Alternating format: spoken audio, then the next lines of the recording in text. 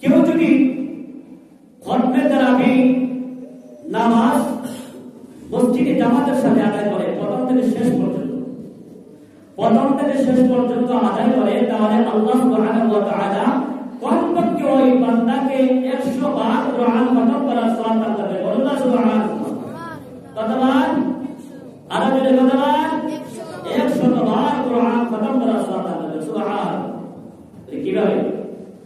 কোরআন শরীফ প্রথম রমজান থেকে 27 রমজান পর্যন্ত পুরা এক খতম করা, ঠিক না বেটে?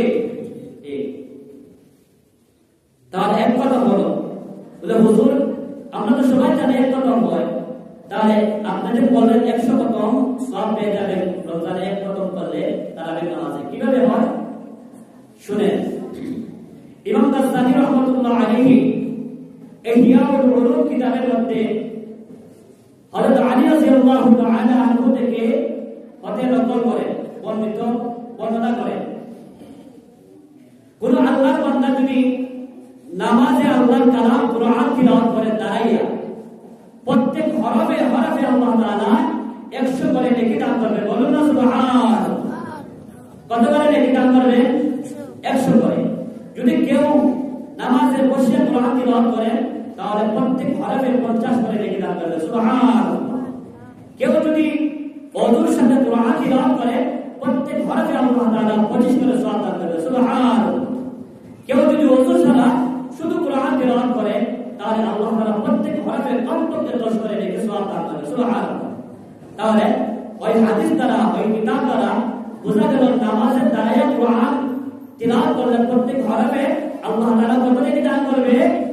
100। সবাই বলে কত নেকি? 100 নেকি। তাহলে কোরআন রমজানের তারাবির মধ্যে এক খতম হয়নি? এক খতম হয়নি? এক খতম হয়। এক খতম হলো মানে হলো 100 খতমের সওয়াব আল্লাহ তাআলা আপনাকে দান করবে। সুবহানাল্লাহ। এটা হলো রমজানের বাইরে, কিন্তু রমজানের বাইরে তো খতমে তারাবি হয় না।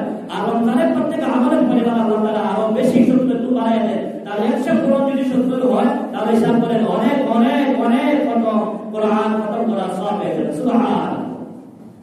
এজন্য খতমে তারাবি প্রথম থেকে শেষ পর্যন্ত 8 রাকাত পর 12 রাকাত পর 10 রাকাত পর বরং প্রথম থেকে শেষ পর্যন্ত যদি পড়তে পারেন আল্লাহ তাআলা আপনাকে কমপক্ষে 100 বার কোরআন খতম করার সওয়াব দান করবেন। সুবহানাল্লাহ। আল্লাহ তাআলা আমাদের সবাইকে রমজান মাসের প্রথম থেকে শেষ পর্যন্ত তারাবির নামাজ পড়া জামাতের সাথে তৌফিক দান করুন। আল্লাহুম্মা